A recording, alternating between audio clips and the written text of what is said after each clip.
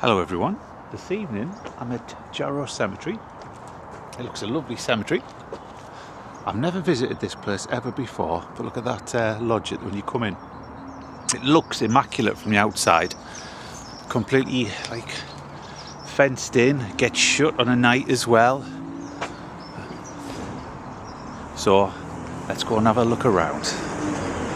Before I start having a look at any of the stones, on Facebook there is a group called Friends, I think, of Jarrow Cemetery. So if you've got any ancestors or an interest in Jarrow history, it's got lots of stories about the people buried here and pictures and so on. And to help maintain this, to do things I've noticed, I've seen on, because I'm a member of the group, I've never been before. Some of the posts pop up on my Facebook timeline, but I think they put like bird boxes up and keep it tidy, and also it even has its own tea shop, so it's quite grand, doesn't it? There's an old section, and this looks like an old section as well. That noise in the background is the A19, because we are less than a mile away from the Tyne Tunnel. So a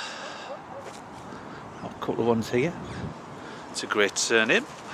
Salt, Adelaide Salt, who died March the 17th, 1902. Also, that was William, her husband, sorry. All I know about this cemetery is it opened in 1869. And I've already noticed a few Scottish surnames already. Thomas, is it Daziel or Dael? I always never know how to pronounce that one. He was born September the 17th, 1837, died February the 26th, 1898, rest after labour, and erected by the Independent Order of Rechabites to perpetuate the memory of a devoted worker and faithful officer for 26 years. They were a form of a religious sect. I've only ever seen Rechabite listed on one other headstone, and that's in Bishop Weymouth. There's a mention, and I had to Google it because I'd never heard of it myself before. But I mentioned about the Scottish names: Anderson, Ogilvie, Hunter, Robertson, Dael or Daziel.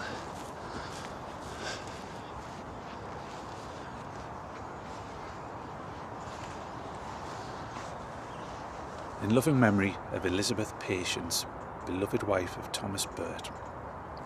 Sometimes with that, Elizabeth Patience could be a middle name, probably is, or that could have been a surname before married. Sometimes it's hard to work out unless you go on Google and check them. But it's absolute, really well looked after. There's the little tea shop. Jarrow Cemetery tea shop. How many cemeteries have a tea shop? Looks a big cemetery. That's a great name. In loving memory of Magnus Gaudi or Gaudy, his beloved wife Frances Gaudy. Magnus sounds Scandinavian, and Gaudy or Gaudi sounds Scottish. Oh, look at that. Another great surname, Dippy, which I think is Scottish.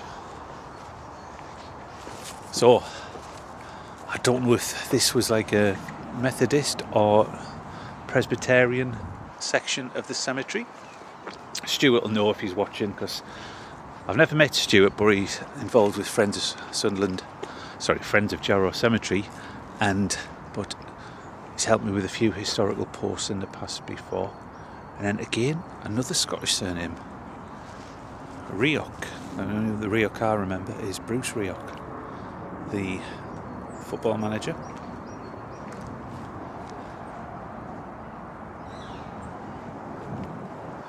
A few people in. And I'm going to go around this outside because I think it goes down to the River Don. When I drove up, you could see the River Don, which goes out into the River Tyne. That's Alfred Thomas Glayholm. Graham, Duncan, Murray, suppose there would have been a lot of Scottish people who came to Jarrow in this particular area. I don't know if the camera shows it here. That mentions members of surnames. Is that the Rogerson family? There's an epitaph. Cold, cold lies the clay on their slumbering heads, but sweet is the rest of the innocent dead. The love which they bore may dwell in each heart, till we meet them again, we're never to part. Never come across that epitaph before. It is a little bit gusty, so I do apologise if there's any background noise on the video. I have got mufflers on, but sometimes the wind can get under them if it's really bad. Great surname, Pigford. I've only had a look at a few, and if you notice, there's some quite distinct surnames. Look, there's another 2 Scottish surnames: Liddle, Moffat. Oh God, Hancock. No, I think that's like a Midlands name. It's a great cemetery, this. I've popped in because I take my daughter to a relative so close by, so I thought I'd just fill in my time and have a look around this particular cemetery. You can see it when you drive towards the Tyne Tunnel on the A19. Imagine how long it'd take you to just even like, you could do like a 2-hour video of this particular place. Oh, I like that name, Featonby. John and Eleanor Featonby of Hebburn Colliery. Also their eldest son Newark, a Wesleyan minister who peacefully fell asleep at Huntingdon in the 32nd year of his age and the 6th of his ministry, and interred at Huntingdon. I like that term Featonby because one of my favourite stories that I ever wrote was about that lady Grace Featonby. It's called A Place of Her Own. She lived in Sunderland. She became a servant to Backhouse, so I don't know if there was any relation. Another great surname, Hush. I think this is a great cemetery. Well looked after. Then we'll go over here because I can see some nice daffodils and some old monuments. Might be able to see the river as well. James, the beloved husband of Agnes Borland, who was accidentally killed July the 13th, 1895, aged 41 years. Doesn't say how, but David, son of the above, who died at Port Glasgow, see? And not before, also George M. Borland, 2nd Lieutenant, Northumberland Fusiliers, eldest son of the above, who was killed in action in France, April 14th, 1918, aged 35 years. See, more Scottish connections. There's an Agnes Macpherson Borland there. Could spend all day here.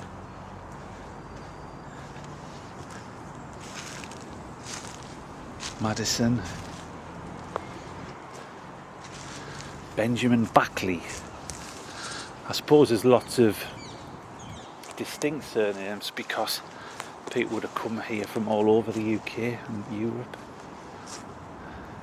There's collieries close by, got the River Wear shipbuilding. Some more members of the Mee family. It's in good condition.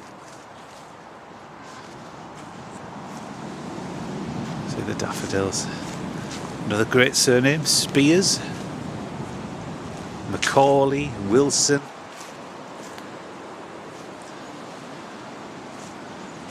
This is an area which goes down that hill.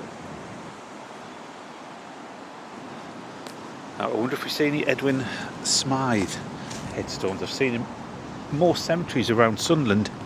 There's always one because he was in demand. Now, let's just have a look at this one. That writing looks very familiar. That's erected in loving memory of the Wotherspoon family. Now, I think Wotherspoon is Scottish as well.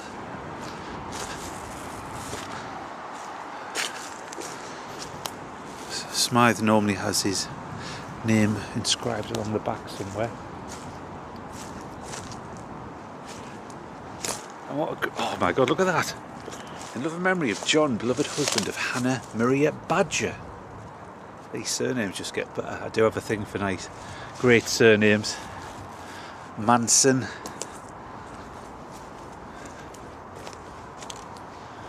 And then we've got a tulip. Got a tulip, a badger, a Spears.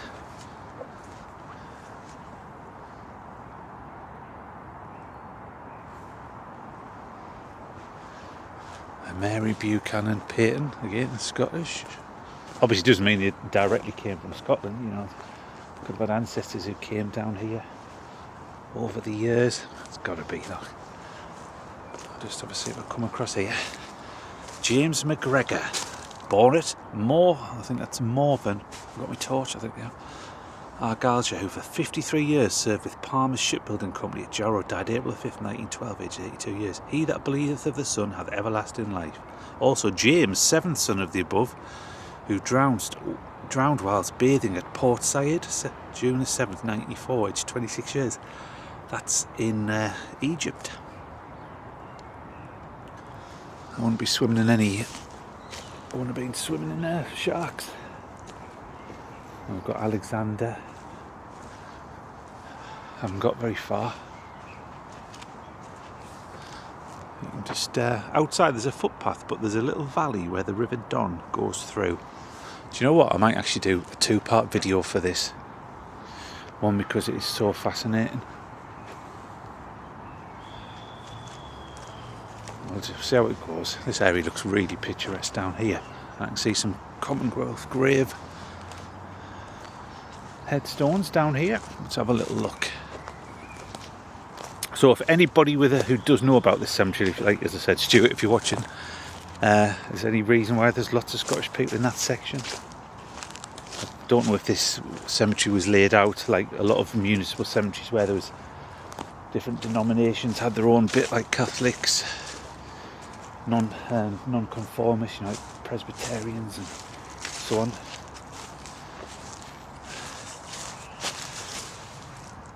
That's G. Charlton of the Labour Corps, died 25th of January 1921, aged 33.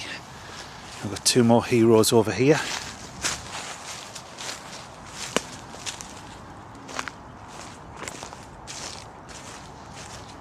R. Bentham, Royal Engineers, 1920, aged 38. T. Connolly, Northumberland Fusiliers, 7th of March 1919, aged 21. I think the good thing about this cemetery, I asked somebody when I was coming in, there is another entrance somewhere else, but it's well protected. Whereas some of the southern cemeteries, the gates are open all the time. People can come in and do all sorts, dump stuff. There is another. Oh yeah, there's a path. There's a little path up there. I don't know if that gate gets locked. Sapper J. Geary, Royal Engineers, 16th of November 1918, aged 25. I think shame there was no sun, because even though it was very picturesque, you can imagine this place with the sun out just looking up there. I think cemeteries and burial grounds where they've got a hillside always makes them a little bit more atmospheric. Thomas and Elizabeth Footers died January 9th, 1919 in a 19th year. No age. You can see in the distance how many 1, 2, 3, 4, 5, see about 7 or 8 Commonwealth Graves Commission headstones. There's another airman. This must be an early airman, 2nd Corporal A. Brunner, Royal Air Force, 9th of March 1990. That one doesn't have an age or an epitaph.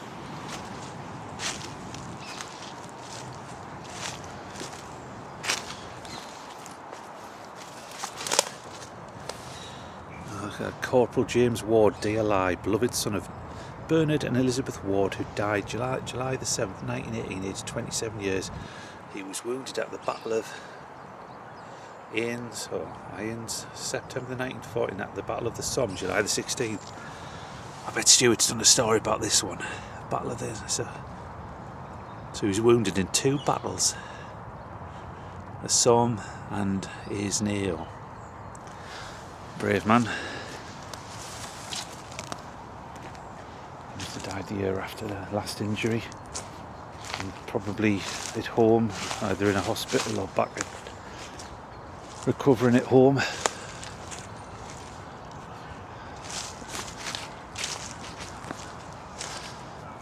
There's T.W. Bucknell, Tyneside Irish,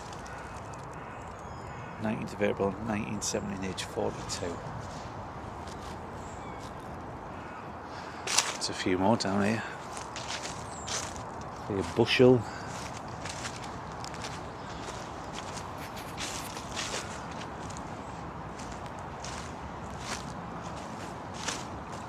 McKenna. I'm going to take some pictures before I leave. I'll go and have a look at some of these memorials. Over here.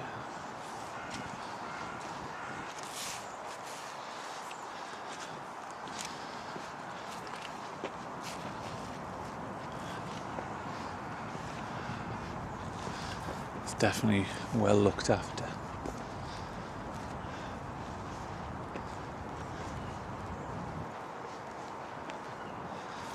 Good northern name, Bainbridge. Andrew Frew, Martha Frew, whoever so liveth and believeth in me shall never die. St. John. In loving memory of Jane Wilson, formerly Telfer. Even though most of the stones are in pretty good nick as well.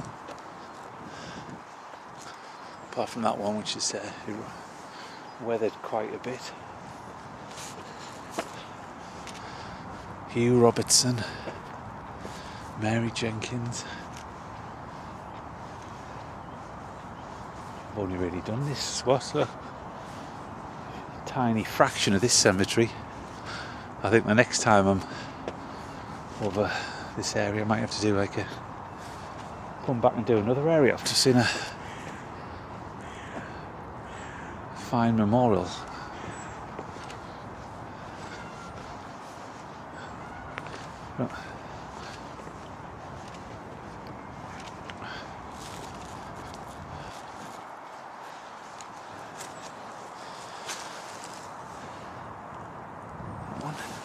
Just this one over here, and I'll bring the video to a close. So if you did enjoy this video, please give it a like, and if you want to click on the subscribe, it helps grow the channel. And also, if you have got an interest in this cemetery, check out Friends of Jarrow Cemetery.